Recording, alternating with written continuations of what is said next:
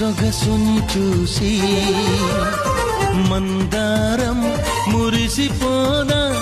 నీ సిగలో పూసి వేవేల పువ్వులను పోగేసి నిలువెత్తు పాలవమ్మని చేసి అణువణువు వెండి వెన్నెల పూసి విరితేనెతోనే ప్రాణం పోసి ఆ బ్రహ్మ నిన్ను మళ్ళీ మళ్ళీ చూసి తన్ను తానే మెచ్చుకోవడం ముచ్చటేసి